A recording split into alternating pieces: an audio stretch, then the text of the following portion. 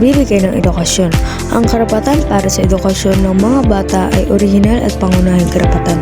Kasama ng pagkakaroon ng karapatan ng mga bata sa edukasyon ay ang karapatan ng mga magulang na sila ay turuan.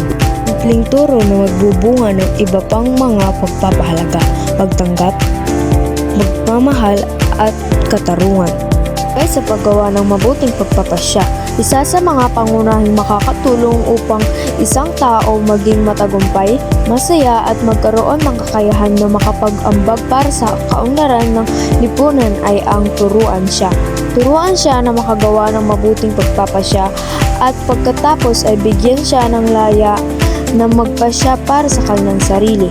Magabayan ng isang kabataan sa paggawa ng tamang pagpapasya upang hindi siya masanay sa gumawa ng mga maling pasya at hindi matuto sa mga ito.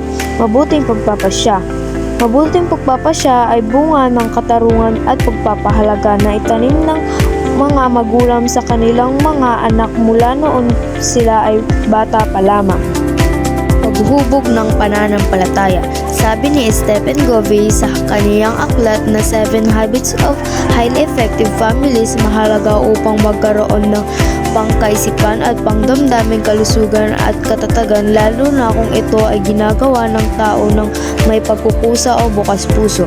Kung ang isang pamilya ay naglalaan ng 10-15 minuto sa tuwing umaga sa pagbabasa ng mga babasahin na mag-uugnay sa inyo at sa Diyos, makakatiyak na ang mga pagpapasyang isasagawa ay mabuti, mas magiging mahusay ang pakikitungo sa kapwa, mas magiging maayos ang mga binubuong pananaw, magkakaroon ng sapat na kakayahan na mag-isip muna bago gumawa ng kilos o tumugon sa isang sitwasyon.